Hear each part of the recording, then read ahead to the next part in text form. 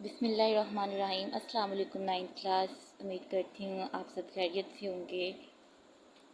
ہم اپنی کلاس کا آغاز درود پاک سے کرتے ہیں صلی اللہ علیہ وسلم۔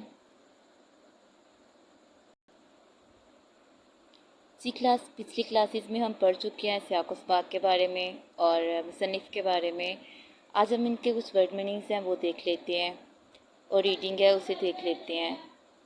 اس وقت جبکہ دعوت حق ہے، حق کی دعوت،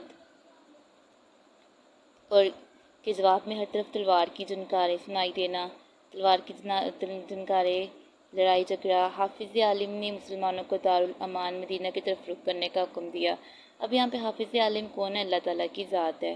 دارالامان امن کی جگہ ہے، لیکن خود وجود اقدس، یہاں پہ وجود اقدس حضور پاک صلی اللہ علیہ وسلم کی ذات کو کہا گیا ہے، جو ان ستمگاروں کا حقیقی ہدف تھے۔ ہدف ہوتا ہے نشانہ، ستمگار ظلم کرنے والے، اور اسی میں آپ کے آنسرز ہے۔ نبوت کا 13واں سال شروع ہوا۔ اب یہاں پہ ایک کویشچن ہے کہ نبوت کا 13واں سال تھا جب وحی الہی آئی ہے۔ وحی الہی کے مطابق کیا ہوا تھا؟ ان حضرت نے بھی مدینے کا عزم فرمایا۔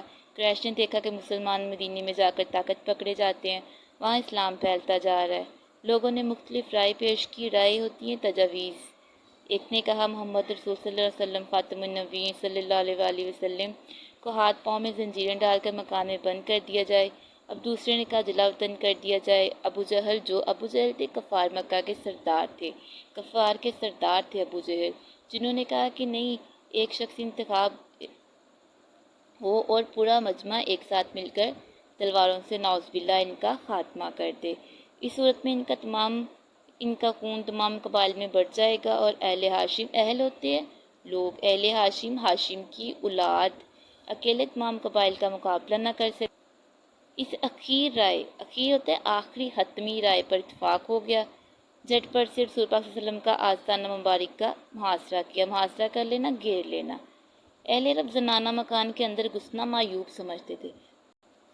اب یہاں پہ دیکھیں کہ اہل عرب کا دستور کیا تھا۔ ان کا دستور تھا کہ زنانہ مکان کے، عورتوں کے مکان میں اندر گھسنا جو ہے وہ معیوب، برا سمجھتے تھے۔ معیوب ہوتا ہے برا سمجھتے تھے۔ اس لیے باہر ٹھہرے رہے کہ ان حضرت صلی اللہ علیہ وسلم نکلیں تو یہ فرض ادا کیا جائے۔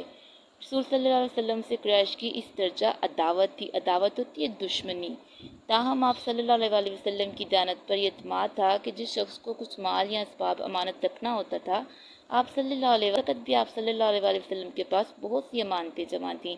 آپ صلی اللہ علیہ وسلم کو قریش کے ارادے سے خبر ہو چکی تھی۔ اس بنا پر جناب امیر، یہاں پہ کلاس صرف ایک لیسن میں جناب امیر کا ذکر کیا گیا ہے۔ یہاں بھی اسی پیراگراف میں جو بتا دیا گیا ہے کہ حضرت علی رضی اللہ عنہ، یہ آپ کا کویشچن بھی ہے کہ جناب امیر کون تھے؟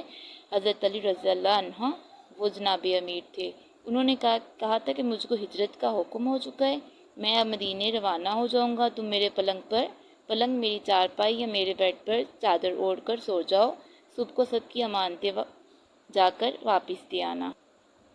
جی کلاس، یہ آپ کے ورڈز سے جن کی میں نے میننگز بتائے ہیں، جب آپ تشریح کریں گے تو پہلے یہ ہوگا کہ وحی الہی کے مطابق 3 لوگوں نے یہاں پہ، پہلے تو وحی الہی کے مطابق مدینے کا عزم کیا، پھر یہاں پہ 3 لوگوں کی باتیں ہوئی ہیں۔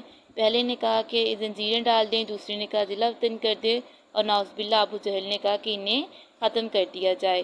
اور پھر یہاں پہ کیا ہوا کہ وہاں پہ دستور کی بات ہوئی ہے۔ دستور کیا تھا کہ اہل عرب جو زنانہ مکان کے اندر گھسنا معیوب سمجھتے تھے۔ پھر یہاں پہ بات ہوئی ہے عداوت، جو دشمنی تھی، اس کے باوجود بھی وہ آپ کے پاس اپنی امانتیں رکھوا کے جاتے تھے۔ پھر یہاں پہ جناب امیر حضرت علی رضی اللہ عنہ کی بات ہوئی ہے کہ آپ نے کیا کہا تھا انہیں کہ آپ میرے پلنگ پر چادر اوڑھ کے سو جائیں اور سب کو امانتیں واپس کر کے آ جائیے گا۔ جی کلاس، آج کا اتنا ہی لیسن ہے آپ کے لیے۔ آپ ان کی میننگ کو سمجھیے اور تشریح کو دیکھیے۔ اگر آپ کو کہیں سمجھ نہ آئی تو میں نے آپ سے پہلے بھی کہا تھا کہ آپ کمنٹس میں پوچھ سکتے ہیں۔ آج کے لیے اتنا ہی کافی ہے۔ اللہ حافظ۔